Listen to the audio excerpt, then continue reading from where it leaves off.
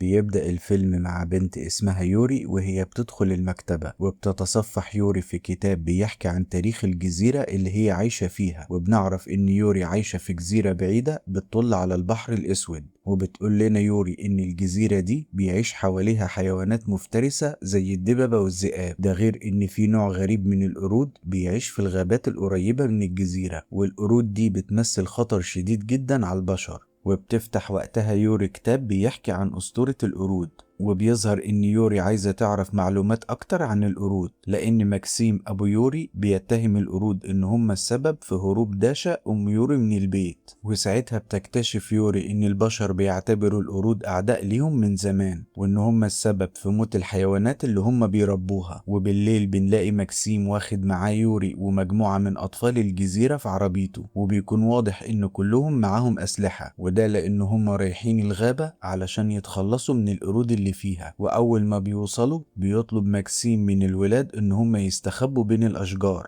وبيفهمهم ان هم يتحركوا بهدوء لحد ما يلاقوا القرود ويخلصوا عليها. فبينفذ الولاد كلام ماكسيم وبيدخلوا جوه الغابة بحذر شديد، ومع ذلك بتحس بيهم زعيمة القرود وبتصرخ بصوت عالي، وده علشان تحذر باقي القرود وتخليهم يهربوا لان البشر بيقربوا منهم. وفعلا بتجري القرود بسرعة قبل ما ماكسيم والولاد يهجموا عليهم، وفجأة القرود كلها بتختفي وما بيكونش باين لها اي اثر. ولكن واحد منهم بيهجم على واحد من الولاد وبيوقعه على الأرض، وهنا ماكسيم بيؤمر الولاد إن هم يولعوا نار في الأشجار اللي حواليهم، ووقتها هم يعرفوا يصطادوهم براحتهم. وفعلا بتحصل حالة فوضى بين القرود اللي بيكونوا مستخبيين فوق الأشجار، ووقتها الأولاد بيطاردوا القرود جوه الغابة، وأثناء ما يوري بتجري ورا القرود بتقع على الأرض. وساعتها بتشوف زعيمة القرود وهي بتبص على ابنها واللي بيكون خايف ومستخبي فوق شجرة عالية جدا، وبتستعد الأم علشان تروح لابنها وتنقذه. ولكن واحد من الولاد اسمه بيترو بيضرب عليها نار وبيصيبها في رجلها، وهنا الأم ما بيكونش قدامها حل تاني غير إن هي تسيب ابنها، وبتاخد باقي القرود وبيهربوا بسرعة من المكان. وفي نفس الوقت ده الولاد بيشوف القرد الصغير وهو بيهرب وسط الغابة، فبيجروا وراه على أمل إن هم يخلصوا عليه، ولكنهم بيفشلوا، وده لأن القرد بيطلع بسرعة فوق الأشجار وبيفضل ينط من شجرة للتانية لحد ما بيهرب منهم. وتاني يوم بيجمع ماكسيم الولاد قدامه وبيتكلم معاهم عن اللي حصل الليلة اللي فاتت، وبيظهر وقتها ان الولاد محبطين لانهم فشلوا في ان هم يقتلوا القرود. ولكن ماكسيم بيشكرهم على المجهود اللي هم بذلوه، وبيطلب منهم ان هم يتدربوا على ضرب النار باستمرار علشان المرة اللي جاية يقدروا يصيبوا القرود بشكل افضل. وبيفكرهم ان اهاليهم طلبوا منه ان هو يدربهم ويصنع منهم محاربين اقوياء، وده لان القرود خلصوا على عدد كبير جدا من الاغنام اللي اهاليهم بيربوها. وبيكمل ماكسيم كلامه وبيقول ان هو بيكره القرود لان القرود كانت السبب في ان مراته تسيبه هو وبنته وتهرب من البيت من سنين طويلة، وبالتالي هو ما قدرش يخلف ولد يكون سند ليه في حياته. ولكن ربنا عوضه بابن تاني وهو بيترو، واللي هو رباه من وهو لسه طفل صغير من بعد ما اهله ماتوا. وبيظهر وقتها ان يوري مش عاجبها الكلام اللي بيقوله ابوها عن امها، وفي وقت الغدا بتطلب يوري من ابوها ان هي تروح تدور على امها، ولكن ماكسيم بيرفض وبيقول لها ان امها ما تستاهلش ان هي تدور عليها، وبيفكرها ان امها اتخلت عنهم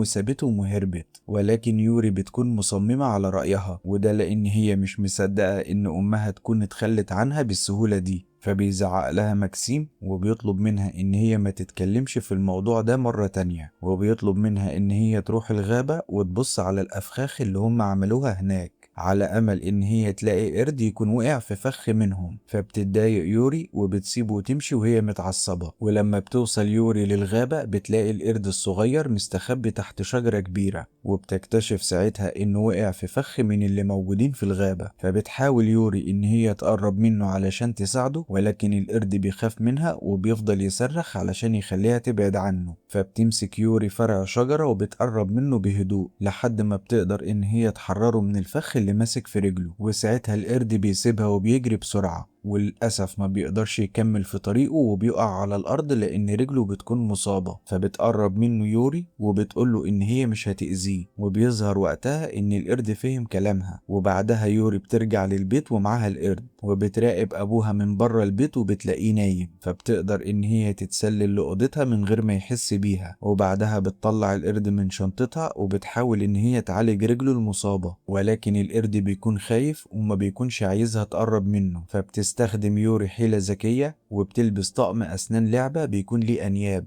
وبتصرخ يوري في القرد علشان تجبره إن هو يسمع كلامها. وساعتها بتنجح خطة يوري وبيسمح لها القرد إن هي تعالجه. وبتقرر يوري وقتها إن هي تسمي القرد ده أوتشي. وبعدها أوتشي بيشوف اليرقة اللي يوري بتربيها وبيكون عاوز ياكلها، ولكن يوري بتمنعه وبتفهمه إن اليرقة دي مش للأكل. وبتنجح يوري في إن هي تقنع أوتشي إن هو يرجع اليرقة لمكانها. وفي الوقت ده الولاد بيتمرنوا على إطلاق النار، وأول ما أوتشي بيسمع صوت ضرب النار بيصرخ. وهنا بيترو بيتفاجئ لما بيسمع صوت أوتشي جوه البيت، فبياخد البندقية وبيدخل علشان يدور عليه. وبيفضل بيترو يمشي ورا مصدر الصوت لحد ما بيوصل لأوضة يوري، وبيتصدم لما بيلاقي يوري مجهزة شنطتها وبتستعد إن هي تاخد أوتشي وتسيب البيت وتمشي. ووقتها بيكون بيترو محتار ومش عارف يتصرف، وده لأن هو المفروض إن هو يتخلص من أوتشي، ولكن وجود أوتشي مع يوري بيمنعه من إن هو يعمل كده. وساعتها يوري بتقوله إن هي هتروح الغابة علشان ترجع أوتشي لأمه، فبيحذرها بيترو وبيقول لها إن اللي هي بتعمله ده فيه خطورة عليها. ولكن يوري بترفض إن هي تسمع كلامه وبتسيبه وبتمشي. وتاني يوم بيدخل ماكسيم أوضة يوري وبيتصدم لما بيلاقيها مش موجودة وسايباله رسالة، وبتقوله يوري في الرسالة إن هي خلاص ما بقتش مستحملة تعيش معاه، وبتقوله كمان إن هو ينساها وما يدورش عليها. فبيتضايق ماكسيم من كلام يوري وبيدخل في حالة من الحزن على فراق بنته. بس وقتها بيلاقي شعر من جسم أوتشي على الأرض، فبيخرج للولاد وبيقول لهم إن القرود خطفوا يوري، وبيطلب منهم إن هم يستعدوا علشان يدوروا عليها وينقذوها منهم. ووقتها بيستغرب بيترو من كلام ماكسيم، وده لأن القرود ما يقدروش يخطفوا البشر أصلا. وفي الوقت ده بتصرخ زعيمة القرود بصوت عالي جدا، وبتسمعها واحدة من سكان الجزيرة بترعى أغنامها عند الجبل. وبيبان الحزن على ملامح الست دي، وبيظهر ان هي بتفهم لغة القرود، وبتكون عارفة ان زعيمة القرود بتصرخ لان هي بتدور على ابنها اللي ضاع منها. وبنروح ليوري اللي بتدخل الماركت علشان تجيب اكل وشرب يكفيها اثناء رحلتها للغابة.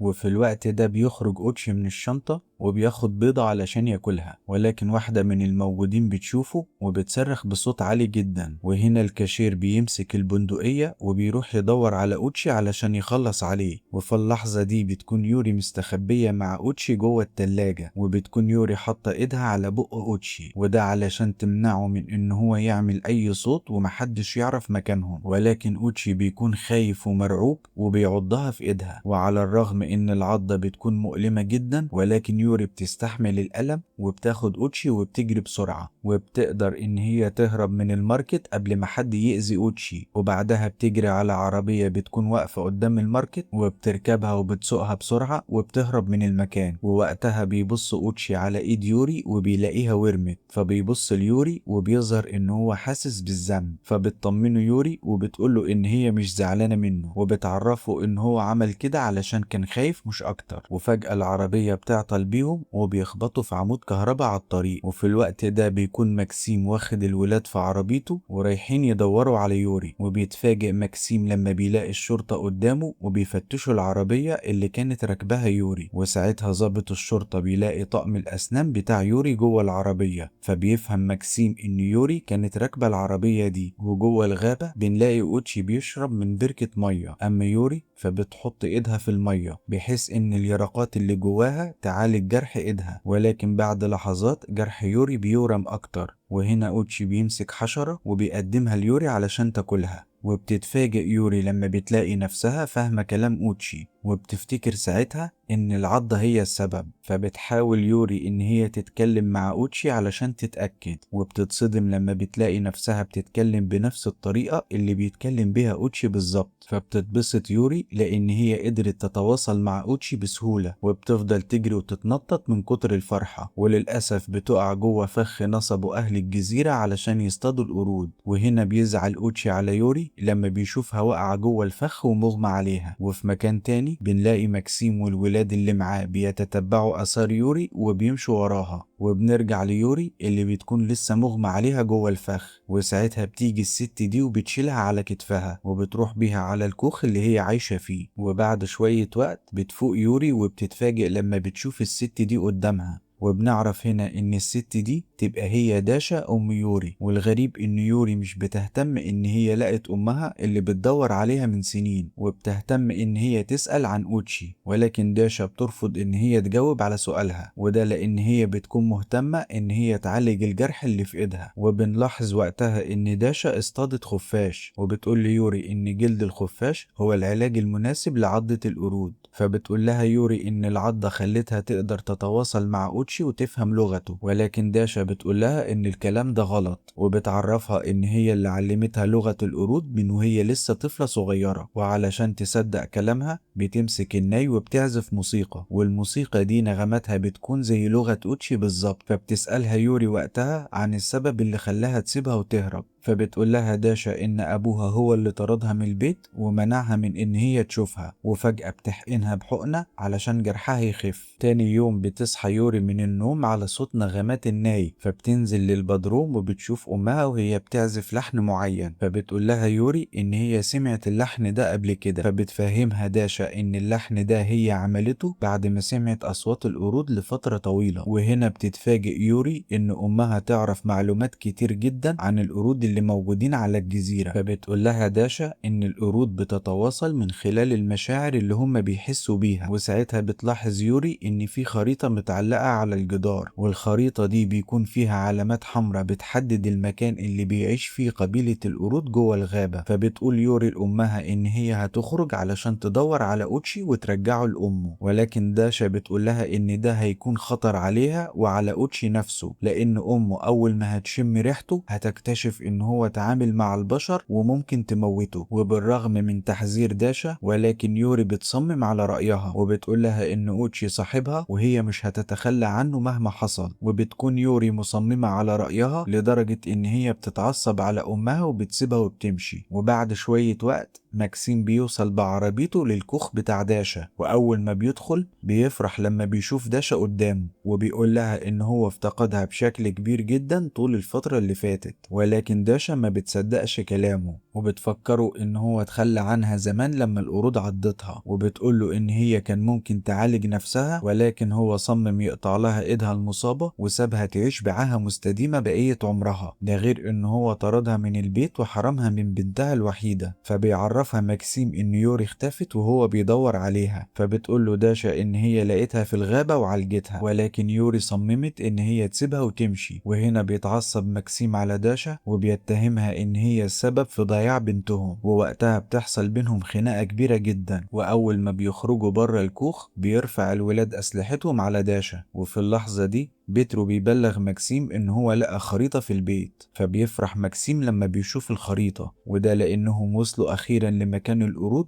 وهيروحوا يخلصوا عليهم. ولكن داشا بتبوظ فرحتهم وبتقول لهم ان القرود هتموتهم كلهم. وفي الوقت ده بتكون يوري جوه الغابة وبتفضل تنده على اوتشي، وبعد لحظات بتسمع صوت اوتشي وهو بيرد عليها. فبتفرح يوري وبتمشي ورا مصدر الصوت بسرعة لحد ما بتوصل للشجرة اللي بيكون مستخبي فيها اوتشي. فبتطلع يوري فوق الشجرة لغاية ما بتوصل لأوتشي وبتاخده معاها وبتمشي. وبالليل بتقعد يوري مع أوتشي في الغابة، ووقتها بتشوي يوري بيضة على النار علشان ياكلوها سوا. فبيسألها أوتشي هي جابت البيضة دي منين، فبتعرفه إن هي جابتها من عند أمها. وهنا أوتشي بيحزن وبيقول لها إن هو مفتقد أمه، فبتتعاطف يوري معاه وبتقوله إن هي مش مفتقدة أمها ولا مفتقدة أبوها كمان، وده لأن هم فكروا في نفسهم وبس ومحدش فكر فيها ولا اهتم بيها نهائي. وفي اليوم اللي بعده بتجمع يوري فروع الشجر وبتعمل منها قارب بدائي، وبعدها بتتحرك في طريقها ناحية الكهف اللي بتعيش فيه قبيلة القرود.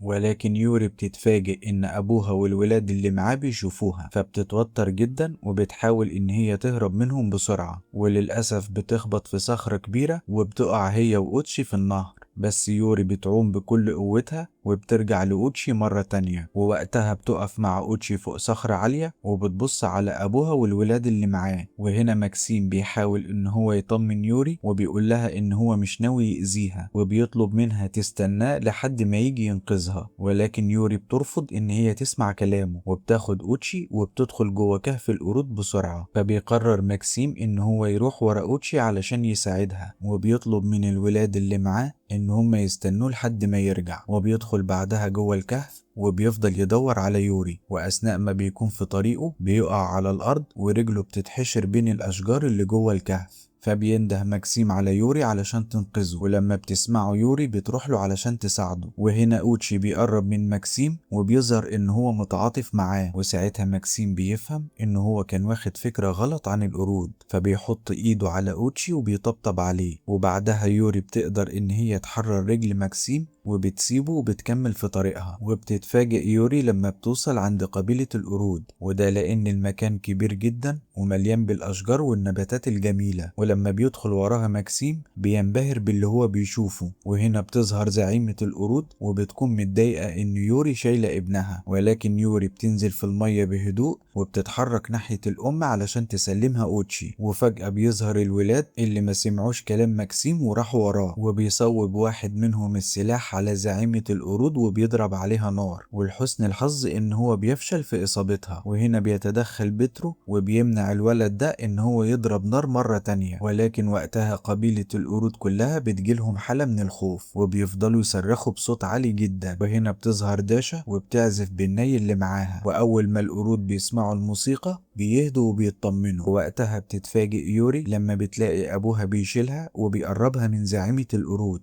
وفي اللحظة دي أوتشي بيروح لأمه اللي بتاخده في حضنها في مشهد مؤثر جدا، لدرجة إن يوري وأمها بيعيطوا من شدة تأثرهم باللي بيحصل. وهنا بتجري يوري على داشا وبتحضنها وبتنهار من العياط، وبيظهر إن داشا ندمانة عن كل لحظة هي سابت فيها يوري لوحدها، وبتوعدها إن هي مش هتسيبها تاني مهما حصل. وساعتها زعيمة القرود بتغني هي وابنها أوتشي لأنهم بيكونوا فرحانين بإن يوري رجعت لأمها. ده غير إن بعد اللي حصل ده القرود هيقدروا يعيشوا وسط البشر في أمان. ولحد هنا وبيخلص الفيلم. الفيديو ده كتبته ومنتجته صوفي، ولو عجبكم الفيديو اعملوا لايك واشتراك في القناة وفعلوا زر الجرس علشان تشوفوا فيديوهاتنا الجديدة، وتابعونا على فيسبوك وتيك توك وانستجرام، واشوفكم الفيديو اللي جاي، واحلى سلام.